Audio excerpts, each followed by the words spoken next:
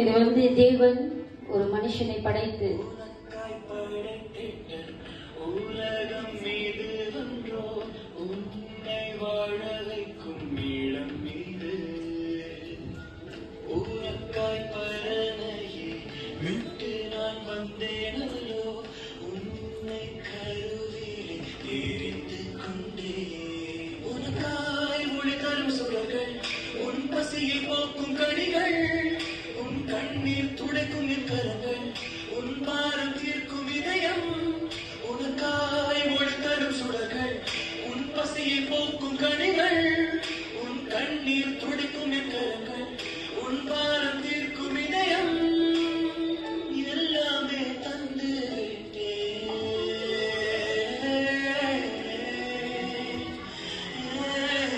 மனுஷன் தேவனோடு சந்தோஷமாய் இருக்கிற வேலையிலே அந்த அன்பை குலைப்பதற்கென்று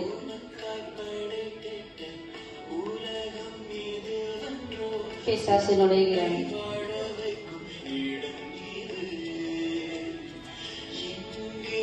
மனுஷன் உலக பாவத்திற்குள் செல்வது பாவம் அவனை சூழ்ந்து கொள்கிறது. உலக வாழ்க்கை, உலக அன்பு, உலக மாயா, மனுஷனுடைய அன்பு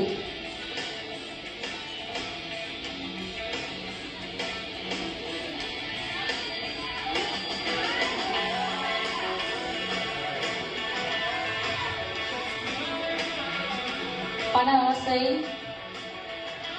இப்ப இந்த உலகத்துல மணி இஸ் டாக்கிங்.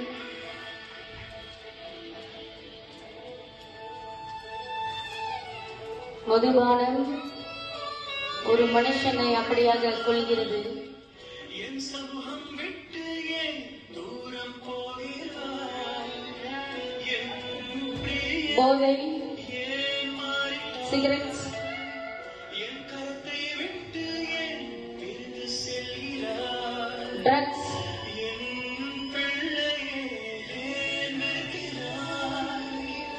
என் அன்பை விட்டு ஏன் இப்படியாக மனிதன் அந்த பாவத்துக்குள்ள விழுந்து அவதிப்படுவதை நாம் பார்க்கிறோம். பிசாசு அப்படியே ஒரு மனுஷனை வஞ்சிப்பதை நாம் பார்க்கிறோம்.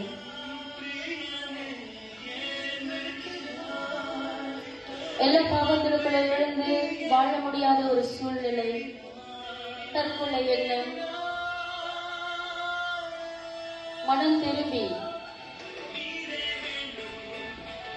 இயேசுவின் இடத்தில் போவது.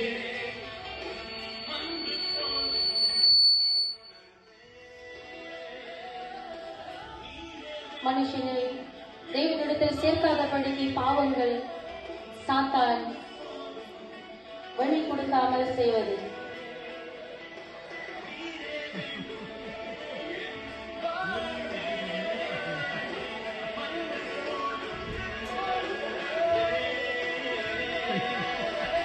பாவம் ஒரு மனுஷனை எப்படி செய்து பார்த்தீங்களா?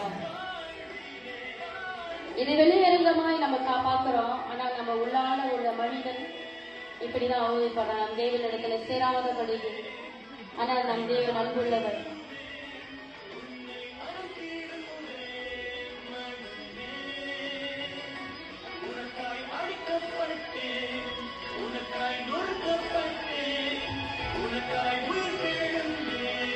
சத்தா கொஞ்சம் கூட விட மாட்டான் பாத்தீங்களா? ஆனா இயேசு வந்த பிறகு, நம் வாழ்க்கையில இயேசு வந்தா பிசாசு ஓடி போயிடும். பாவம் மன்னிக்கப்படும்.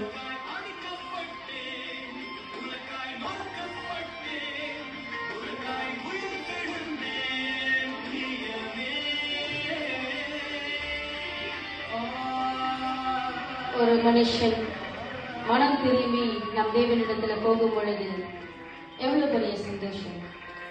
நம் தேவனை நம்மை மன்னிக்கிறவர்.